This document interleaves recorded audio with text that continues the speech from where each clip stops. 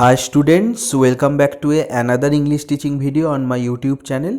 আজ আমি তোমাদের পড়াবো West Bengal Council of Higher Secondary এডুকেশনের ক্লাস 12-এর ইংলিশ টেক্সট বুকের তোমাদের লাস্ট পোয়েট্রি বা তোমাদের শেষ কবিতা জন কিটসের লেখা দ্য পোয়েট্রি অফ আর্থ এই কবিতাটি।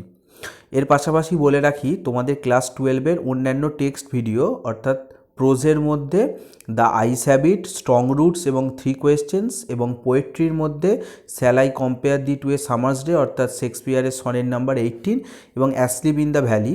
এর পাশাপাশি তোমাদের যে 1 Act প্লেটি আছে দ্য প্রপোজাল, এগুলো সবই কিন্তু আমি ইতিমধ্যেই লাইন বাই লাইন রিডিংয়ের সাথে বাংলা মানেও ব্যাখ্যা সহ পড়িয়ে আপলোড করে দিয়েছি। যদি না তোমরা সেই ভিডিওগুলি দেখে থাকো তো উপরে আই বটনে ক্লিক করে অথবা এই ভিডিওর নিচে ডেসক্রিপশান বক্সে আমি সেই ভিডিওগুলির লিঙ্ক দিয়ে দেবো, তোমরা পারলে সেখান থেকেও সেই ভিডিওগুলি দেখে নিতে পারো। এই ভিডিওটি যদি তোমাদের ভালো লাগে ভিডিওটিকে লাইক করো, তোমার বন্ধুদের সাথেও শেয়ার করো এবং চ্যানেলে নতুন হলে অবশ্যই চ্যানেলটিকে সাবস্ক্রাইব করো তোমাদের ক্লাসের এই রকমই ইংলিশ রিলেটেড আরও ইনফরমেটিভ ভিডিও পাওয়ার জন্য।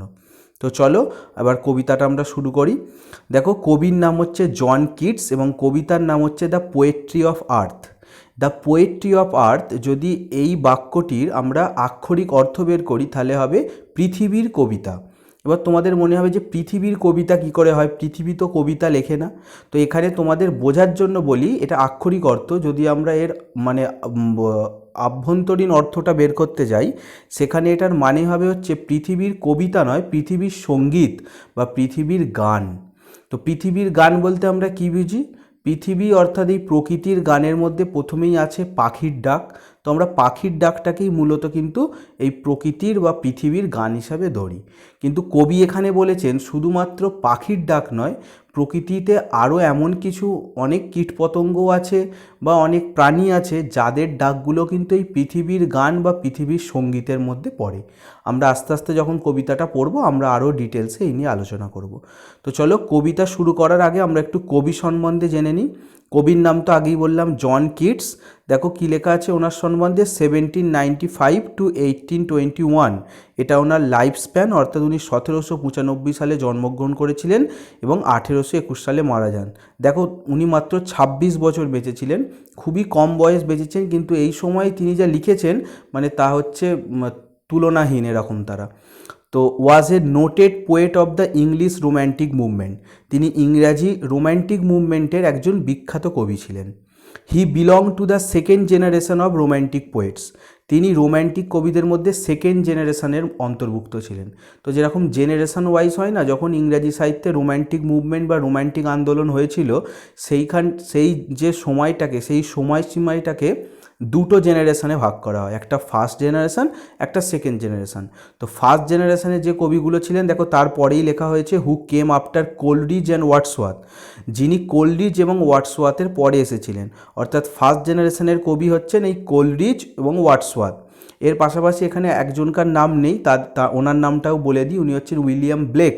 তোমরা ওনার লেখা কবিতা ইতিমধ্যেই ক্লাস 11-এ পড়েছো, দ্য সিক্রোস। তো তাহলে এই William Blake, Samuel Taylor Coleridge এবং উইলিয়াম ওয়ার্ডসওয়ার্থেরও কবিতা তোমরা ক্লাস 11-এ পড়েছো, আপন ওয়েস্টমিনিস্টার ব্রিজ।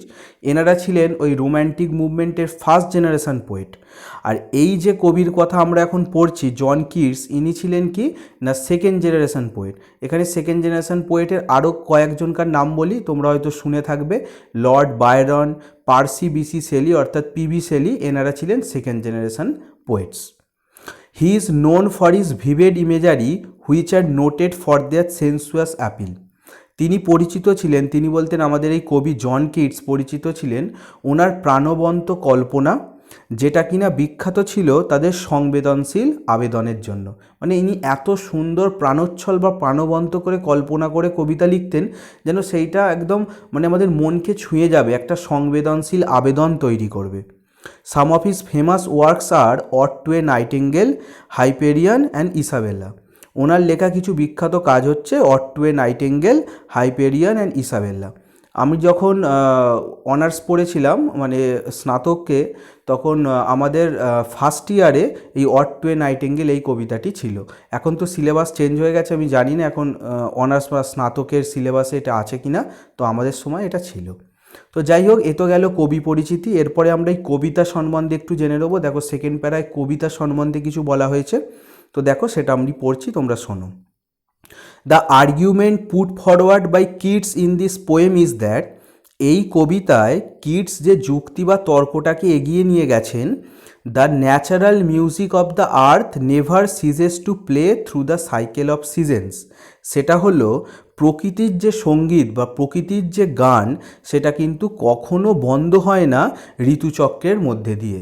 তাহলে ঋতুচক্রের মধ্যে দিয়ে মানে একটা ঋতুর পরে যে আরেকটা ঋতু আসে, এই ঋতুচক্রের মধ্যে দিয়ে সেই পৃথিবীর যে প্রাকৃতিক সঙ্গীত বা প্রাকৃতিক গান, সেটা কিন্তু কখনো বাজা বন্ধ হয় না, মানে সেটা কিন্তু অনবরতই বেজে চলেছে। এটাই এখানে কিটস আমাদের এই কবিতার মধ্যে দিয়ে কিন্তু মূল বিষয়বস্তু হিসেবে তুলে ধরেছেন। অর্থাৎ আমাদের এই যে ঋতু পরপর চেঞ্জ হয়, গ্রীষ্ম, বর্ষা, শরৎ, হেমন্ত, শীত, বসন্ত, এই যে ঋতুগুলোর মধ্যে দিয়ে কিন্তু আমাদের ঋতু পরিবর্তিত হতে পারে, কিন্তু প্রকৃতির যে সঙ্গীত বা প্রকৃতির যে গান, সেইটা কিন্তু কখনো বাজনা বন্ধ হয় না, সেটা কিন্তু অনবরতই চলতে থাকছে। The poem is a sonnet in which the song of the গ্রাসহপার, আচ্ছা আগে একটু সনেটটা নিয়ে আলোচনা করে নিই, তারপর ডিটেলসে আসছি। The poem is a sonnet, এখানে এই কবিতাটি হচ্ছে একটি সনেট। তোমাদের আরও স্পেসিফিক করে বলি, এটা হচ্ছে পেত্রাকান সনেট। তোমরা নাম শুনেছ, ইতালির একজন কবি, সনেটিয়ার পেত্রাক। তো ওনার স্টাইলে লেখা একটি সনেট, ওই জন্য আমি বললাম পেত্রাকান সনেট। আমরা যখন শেক্সপিয়ারের সনেট নাম্বার 18 পড়েছিলাম, সেখানে শেক্সপিরিয়ান সনেট নিয়ে আমি আলোচনা করেছিলাম। এখানে একটু পেত্রাকান সনেট নিয়ে আলোচনা করি। না, সনেটের যে বিষয়বস্তু সেটা আছে, কিন্তু স্লাইডলি একটু ডিফারেন্ট। তো সনেটে যেরকম 14টা লাইন থাকে সেরকমই আছে। 14টা লাইনে তোমরা আগেই আমি বলেছি, হয়তো শুনেছো সেই ভিডিওতে, সনেটের দুটো পার্ট থাকে বা দুটো অংশ থাকে, যেখানে প্রথম 8টা লাইনকে বলা হয় অক্টেভ এবং শেষের 6টা লাইনকে বলা হয় সেস্টেট। এই 8 আর 6 টোটাল 14 মিলিয়ে হচ্ছে সনেট হয়।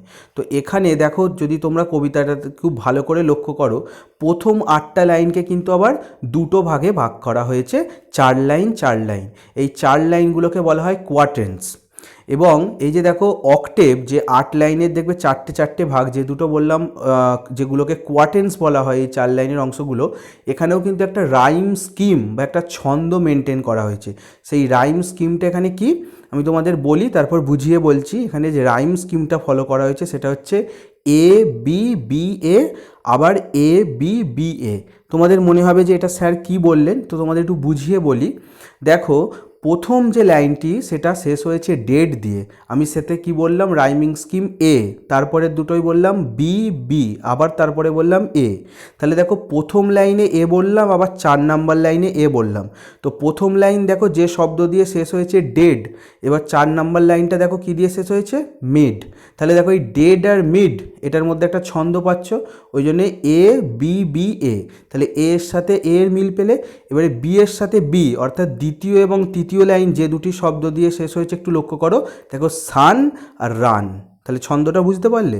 আবার সেকেন্ড কোয়াটেন্সে চলে এসো, অর্থাৎ 5 নাম্বার লাইন, এখানেও কিন্তু সেটা ফলো করা হয়েছে এ বি বি এ, অর্থাৎ 5 নম্বর লাইনের শুরুর সাথে তোমরা 8 নম্বর লাইনের শেষটাকে, শুরু নয় শেষটা, শেষের শব্দগুলো লক্ষ্য করো। দেখো 5 নাম্বার লাইন শেষ হয়েছে লিড দিয়ে এবং 8 নাম্বার লাইন শেষ হয়েছে উইড দিয়ে। তাহলে এ বি বি এ, এ আর এ এখানে মিলল। এবং এরপরে তোমরা মধ্যের দুটো লাইন 6 আর 7 লক্ষ্য করো, যেখানে বি বি রাইম স্কিম দেখো কি দিয়ে শেষ হয়েছে, ডান আর ফান। তাহলে এইটাকে বলা হয় রাইম স্কিম। তাহলে কবির লেখার মানে আর্টিস্টই দেখেছো, এই সমস্ত মেনটেন করে কিন্তু ওনারা লেখেন। শেষ স্টেটটা চলে এসো, শেষ স্টেটটাও যদি খুব ভালো করে লক্ষ্য করো, এই যে 6টা লাইন, এটাকেও কিন্তু দুটো পার্টে ভাগ করা হয়েছে, 3 লাইন 3 লাইন। এই 3 লাইনের ভাগগুলোকে বলা হয় টারসেট। এখানে তিনি যে রাইম স্কিমটা ফলো করেছেন সেটাকে বলা হয় সিডিই সিডিই। অর্থাৎ দেখো, যে প্রথম লাইনটা শেষ স্টেটের আছে সি, তারপরে আমি আবার কখন সি বলছি, সিডিই, তারপরে আবার সিডিই, অর্থাৎ এই শেষ স্টেটের 4 নম্বর লাইন। তাহলে প্রথম লাইনের সাথে 4 নম্বর লাইনের দেখো শেষ শব্দগুলোকে মেলাও, নেভার এভার। আর তারপরে যেরকমভাবে বললাম দেখো সিডিই সিডিই, অর্থাৎ ডি পাচ্ছি আমরা শেষ স্টেটের দ্বিতীয় লাইন, আবার ডি পাচ্ছি হচ্ছে শেষ স্টেটের পঞ্চম লাইন। দেখো মেলাও শব্দগুলোকে, ফ্রস্ট লস্ট। আর ই পাচ্ছি কোথায়, ই পাচ্ছি হচ্ছে আমরা তৃতীয় লাইন এবং ষষ্ঠ লাইন, দেখো শ্রিলস আর হিলস। তাহলে বোঝা গেল শেষ স্টেটে রাইমিং স্কিল যেটা ফলো করা হয়েছে সেটা হচ্ছে সিডিই সিডিই। তো এটা হচ্ছে পেত্রাকান সনেটের স্টাইল। তো তাহলে এখানে সেটাই বলা হয়েছে, এটা হচ্ছে একটা সনেট যেটা 14 লাইনে বিভক্ত। অক্টেভ এবং সেস্টেট তো থাকবেই, কিন্তু তার মধ্যে অক্টেভের দুটো পার্ট আছে যেগুলোকে বললাম 4 নম্বর লাইন 4 লাইন 4 লাইন করে, সেগুলোকে বলা হয় কোয়ার্টেন্স, যেখানে রাইমিং স্কিম হচ্ছে A B B A, A B B A. এবং সেস্টেট যেটা 6 লাইনের, সেটাকে দুটো পার্টে ভাগ করা হয়েছে 3 লাইন 3 লাইন করে, সেগুলোকে বলা হয় টারসেট। সেখানে রাইম স্কিমটা হচ্ছে সিডিই সিডিই।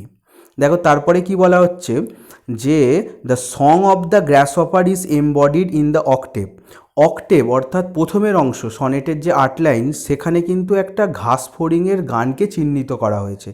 ঘাসফড়িংয়ের গান আমরা প্রথম যে সনেটের পার্টটা অর্থাৎ অক্টেভ অংশে দেখতে পাবো। আর তারপরে কি বলা হচ্ছে দেখো, and that of the cricket is portrayed in the sestet. এবং একটা ক্রিকেট অর্থাৎ ঝিঁঝি পোকার গানকে চিহ্নিত বা অঙ্কিত করা হয়েছে সেস্টেড অর্থাৎ শেষের যে অংশটি অর্থাৎ 6 লাইনের অংশটিতে। তাহলে প্রথম 8 লাইন যেটা অক্টেভ, সেখানে হচ্ছে একটি ঘাসফড়িংয়ের গানকে দেখানো হয়েছে, এবং তারপরে শেষ অংশ অর্থাৎ সেস্টেস 6 লাইনে সেখানে কিন্তু একটি ক্রিকেট বা ঝিঁঝি পোকার গানকে অঙ্কিত করা হয়েছে। তো এবার আমরা এখানে কবিতা সম্বন্ধে একটুখানি তোমাদের বিষয়বস্তু সারসংক্ষেপ সব বলে দিলাম। এরপরে আমরা মূল কবিতাটি শুরু করব। তো চলো আমি তোমাদের লাইন বাই লাইন রিডিংয়ের সাথে বাংলা মানে ও ব্যাখ্যা সহ পড়িয়ে দিচ্ছি। পড়াতে পড়াতে আমি ইংলিশ আননোন ওয়ার্ডসগুলোরও মিনিং বলে দেবো, তোমরা পারলে সেগুলো খাতায় নোট ডাউন করে নিতে পারো। দেখো first line, the poetry of earth is never dead. পৃথিবীর কবিতা কখনো মরে যায় না বা কখনো মৃত হয় না।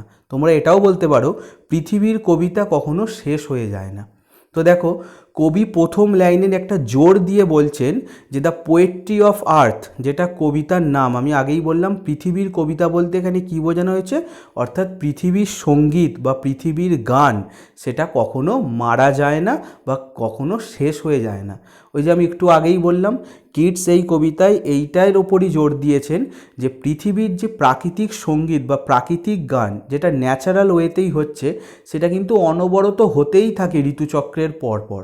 তো এটাতে কোনো রকম বাধা পড়ে না। পৃথিবীর যে প্রাকৃতিক সঙ্গীত বা প্রাকৃতিক গান সেটার কিন্তু কোনো শেষ নেই। তো আমি এটাও বললাম তোমাদের যে আমরা পৃথিবীর প্রাকৃতিক গান বলতে কিন্তু পাখির গানকেই মূলত বুঝি, কিন্তু কবি এখানে শুধুমাত্র পাখির গানকে উল্লেখ করেননি।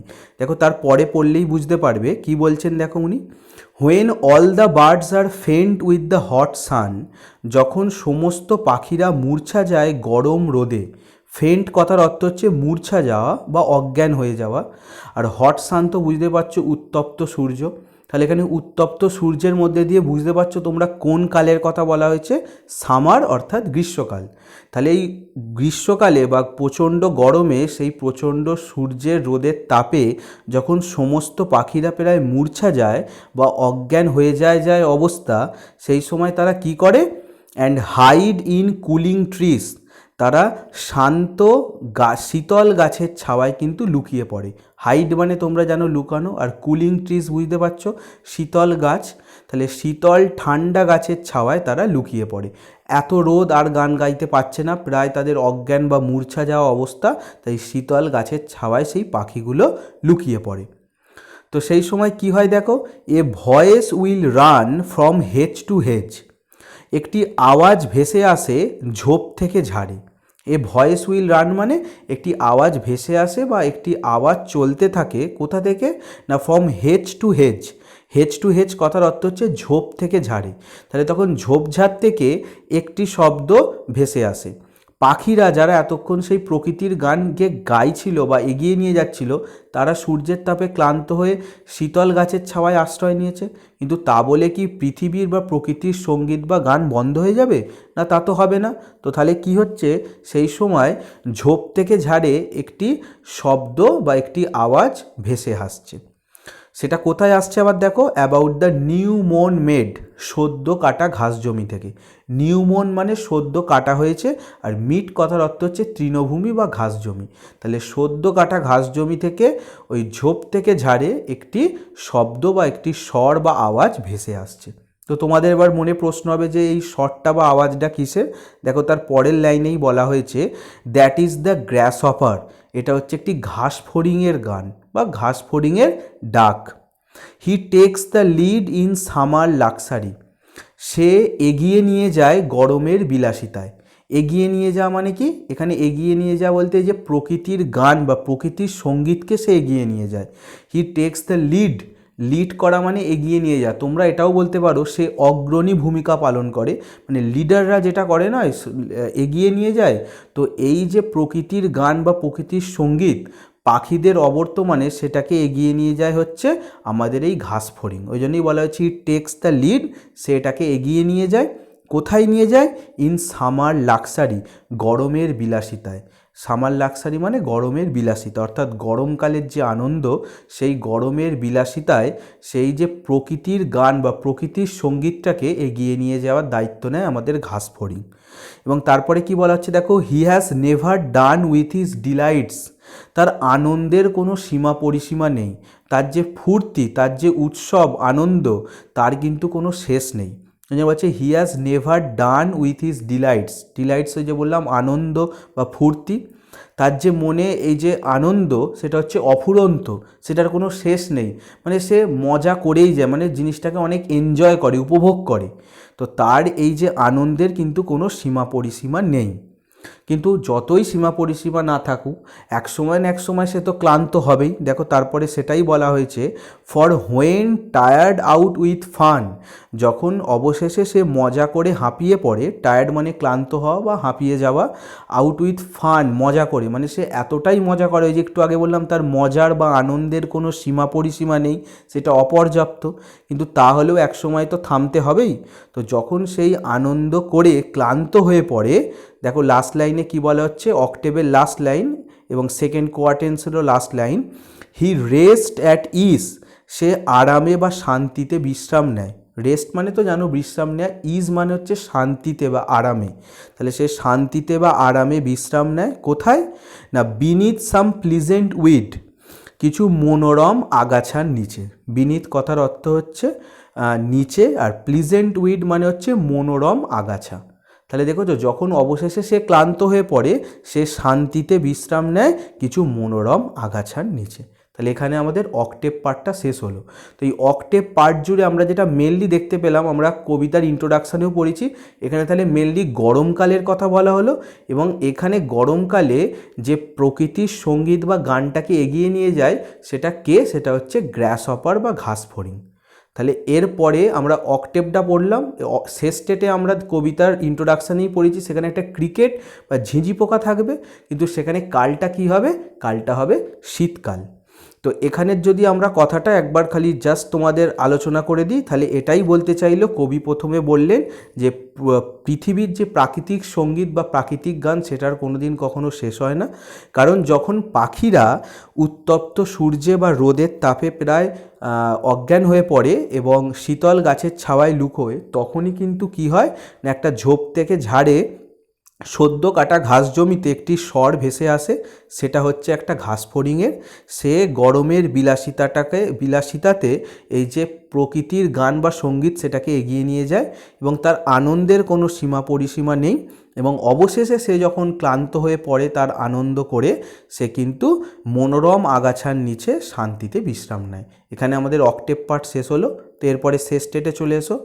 দেখো শেষ স্টেটটা আমি পড়ছি, the poetry of earth is seizing never, প্রকৃতির গান বা প্রকৃতির সঙ্গীত কখনো থেমে যায় না। তাহলে দেখো অক্টেভও যখন শুরু হয়েছিল, কবি একটা জোর দিয়ে এক কথা বলেছিলেন যে the poetry of earth is never dead, পৃথিবীর কবিতা কখনো মারা যায় না বা মৃত হয়ে যায় না।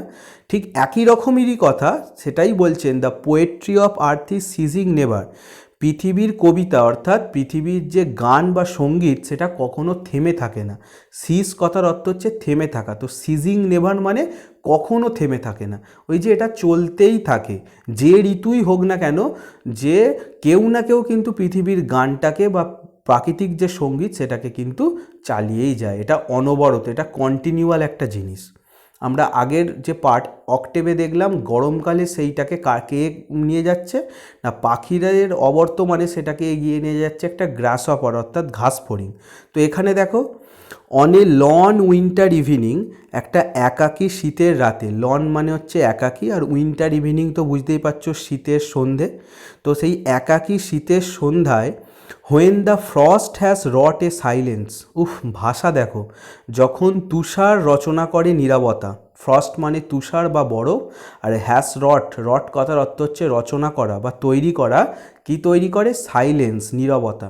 তাহলে শীতের রাত মানে দেখবে নীরবতা, এমনি আমাদেরও শীতকালে দেখবে বাইরেটা বেশি নীরব থাকে, তো এটা তো বাইরের দেশ, আরও ঠান্ডা, বরফ বাইরে পড়ে গেছে।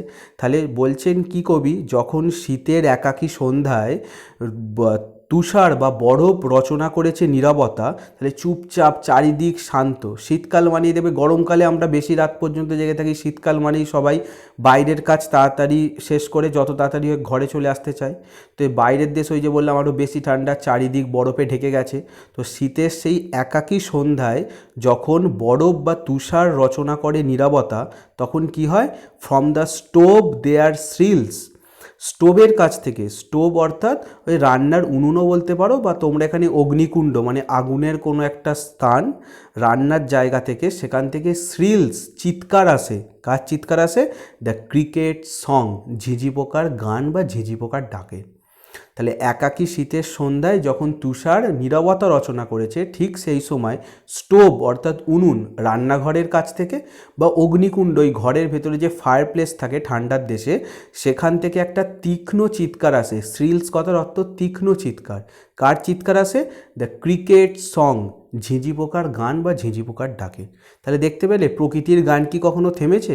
গরমকালে পাখিরা ক্লান্ত হয়ে গেছিল, তখন গ্রাসহপার শুরু করেছিল।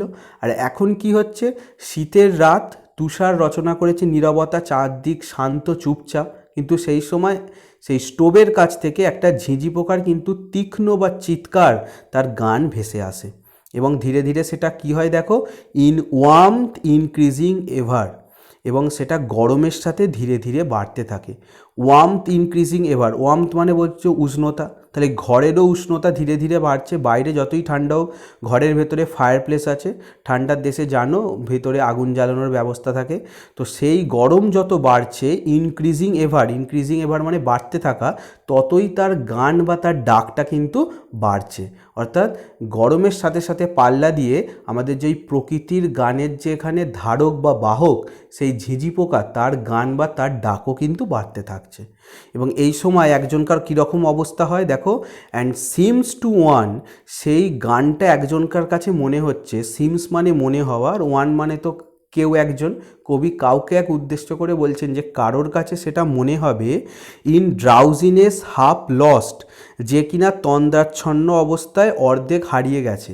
তাহলে তন্দ্রাচ্ছন্ন অবস্থা মানে কি, মানুষের যখন ঘুম পায় মানে তন্দ্রা এসে গেছে, এবং সে কি হাফ লস্ট, অর্ধেক হারিয়ে গেছে, অর্থাৎ সে এখন সচেতন অবস্থাতেও নেই, অচেতন অবস্থাতেও নেই, সে এখন অবচেতন অবস্থায় আছে, যেটাকে সাবকনশাস স্টেট বলে। দেখবে শীতকালে আমাদের একটু রাতের দিকে বেশিই ঘুম পায়। তোমাদের তো আদর্শ যদি একটা উদাহরণ দিই, যদি রাতে বই নিয়ে শীতকালে পড়তে বসো, দেখবে পাশে একটু কম্বল বা ব্ল্যাঙ্কেট থাকলেই একটু গায়ে দিয়ে মনে হচ্ছে শুয়ে পড়ি। তো তাহলে যখন আমাদের ঘুম এসে যায়, সেই তন্দ্রাচ্ছন্ন অর্ধেক হারানো অবস্থায়, মানে আমরা যখন ঢুলে পড়ছি, ঘুমে ঢুলু ঢুলু ভাব এসে গেছে, সেই তন্দ্রাচ্ছন্ন অর্ধেক হারানো, আমরা অর্ধেক হারিয়ে গেছি, মানে আমাদের এখন সেন্সটা কিছুটা আছে কিছুটা নেই, কিছুটা ঘুমের দেশে চলে গেছে। তো সেই রকম অবস্থায় সেটাকে মনে হবে, কোনটাকে মনে হবে, ওই যে ঝিঁঝি পোকার ডাকটা যেটা অনবরত বাড়ছে, যেটা শোনা যাচ্ছে, সেই ডাকটা আমাদের কাছে মনে হবে কিসের মতো, দেখো লাস্ট লাইনে গিয়ে বলছেন, the grasshopper's among some grassy hills, মনে হবে যে সেই ঘাস ফড়িংয়ের ডাক, যেটা কিনা কোনো পাহাড়ি মানে ঘাসযুক্ত পাহাড় থেকে ভেসে আসছে। তাহলে এখানে দেখো কবি কি সুন্দর লিঙ্ক আপ ঘটিয়েছেন। এখানে কিন্তু ঘাসফড়িংয়ের ডাক এটা নয়, এটা হচ্ছে ক্রিকেট বা ঝিঁঝি পোকার ডাক, কিন্তু যেহেতু একজন তন্দ্রাচ্ছন্ন হয়ে অর্ধেক হারানো অবস্থায় বা ঘুমে ঢুলু ঢুলু অবস্থায় হয়েছে, তার কাছে ওই যে ঝিঁঝি পোকার ডাক বা গান, সেটাই মনে হবে না ঘাসযুক্ত পাহাড় থেকে ভেসে আসা একটা ঘাসফড়িংয়ের গান। তো কবি এইভাবেই লিঙ্ক আপ করেছেন। দেখো ওই যে বলেছিলাম যে সাইকেল অফ সিজনস, যে ঋতুচক্র, তাহলে তখন ছিল গরমকাল, গরমকালে গান গাইছিল হচ্ছে আমাদের গ্রাসহপার, এখন শীতকাল গান গাইছে হচ্ছে ক্রিকেট। কিন্তু এই ক্রিকেটের গানটাই যখন কেউ একজন তন্দ্রাচ্ছন্ন অর্ধেক হারানো অবস্থায় শুনবে, তার যেন মনে হবে যে এটা তো সেই ঘাসযুক্ত পাহাড় থেকে ভেসে আসা আমাদের ঘাসফড়িংয়ের গান। অর্থাৎ কবি এই দুটোর মধ্যে একটা সম্পর্ক স্থাপন করেছেন যে এই যে শীতকাল যায় না শেষ হবে, আবার গরম আসবে, তখন কিন্তু এই প্রকৃতির যে গান বা সঙ্গীত সেটাকে আবার এগিয়ে নিয়ে যাবে হচ্ছে আমাদের সেই গরমকালের ঘাসফড়িং। ওই জন্যেই তিনি বলেছেন যে শীতের রাতের এই যে ঝিঁঝি পোকার ডাক বা গান, সেটাকে একজন তন্দ্রাচ্ছন্ন অবস্থায় কিন্তু ঘাসফড়িংয়ের গানের সাথে ভুল করে ফেলতে পারে। অর্থাৎ এটার মধ্যে দিয়ে কবি দুটোর একটা লিঙ্ক আপ ঘটিয়েছেন, এই শীতকালে ঝিঁঝি পোকার ডাকের সাথে গরমকালের ঘাসফড়িংয়ের গান। তো এটাই বলতে চাইছেন যে পৃথিবীর গান বা পৃথিবীর যে সঙ্গীত, এটার কিন্তু এটা অবিরাম, এর কোনো শেষ নেই, এটা সময়ের পর সময় চলতেই থাকে। ওই জন্য দেখবে অক্টেভের শুরুতেও দেওয়া আছে, সেস্টেটের শুরুতেও দেওয়া আছে, এবং আমি কবিতার ইন্ট্রোডাকশানেও বললাম কিটস সেখানে এই ব্যাপারটার উপরই জোর দিয়েছেন যে পৃথিবীর যে প্রাকৃতিক সঙ্গীত বা প্রাকৃতিক গান, যেটাকে পোয়েট্রি অফ আর্থ বলা হয়েছে, পৃথিবীর কবিতা, অর্থাৎ কবিতা বলতে আমি আগেই বললাম পৃথিবীর রচনা বলতে এখানে পৃথিবীর সঙ্গীত বা পৃথিবীর গান, সেটা কিন্তু অবিরাম চলতে থাকে, তার কোনো শেষ নেই, তার কিন্তু কোনো সমাপ্তি নেই বা সমাধি নেই, এটা পরপর চলতে থাকে। তাই দেখো এই শীতকালে ঝিঁঝি পোকার গানের সাথেই তিনি গরমকালের ওই যে ঘাসফড়িংয়ের গান, সেটাকে একটা সংযোগ তৈরি করেছেন যে এটা যখনই শেষ হবে, শীতকালের শেষে আবার গরমকাল এলে সেই গানটা আবার নিয়ে নেবে হচ্ছে আমাদের ঘাসফড়িং, আবার যখন গরমের পরে শীত আসবে সেটাকে আবার ক্যারি ফরওয়ার্ড করবে হচ্ছে আমাদের এই ঝিঁঝি। তাই ঝিঁঝির ডাকটাকেই যেন তন্দ্রাচ্ছন্ন অবস্থায় ঘুমে ঢুলুঢুলুভাবে একজনকার মনে হচ্ছে যে এটা তো সেই ঘাসফড়িংয়ের গান। এটার মধ্যে দিয়ে কবি দুটোর সংযোগ তৈরি করেছেন যে পৃথিবীর সঙ্গীত বা গান হচ্ছে অবিরাম, অনন্ত। এখানেই আমাদের এই সুন্দর কবিতাটি শেষ হলো। আশা করি ভিডিওটি তোমাদের ভালো লেগেছে। ভিডিওটি ভালো লাগলে ভিডিওটিকে লাইক করো, কমেন্ট করে জানিও তোমাদের কেমন লাগলো। যদি কোনো জায়গায় বুঝতে অসুবিধা থাকে বা কোনো প্রশ্ন থাকে, ডাউট থাকে, তাহলে আমাকে অবশ্যই কমেন্ট সেকশানে জানিও, আমি সেখান থেকে সেটা সলভ করে দেবো। এবং ভিডিওটি ভালো লাগলে তোমার বন্ধুদের সাথেও শেয়ার করো। চ্যানেলে নতুন হলে অবশ্যই চ্যানেলটিকে সাবস্ক্রাইব করো তোমাদের ক্লাসের এই রকমই ইংলিশ রিলেটেড আরও ইনফরমেটিভ ভিডিও পাওয়ার জন্য। তো চলো আজকে এখানেই শেষ করলাম। খুব শীঘ্রই দেখা হবে তোমাদের ক্লাসের অন্যান্য ভিডিও নিয়ে। ততক্ষণের জন্য সকলে ভালো থেকো, সুস্থ থেকো। Good bye.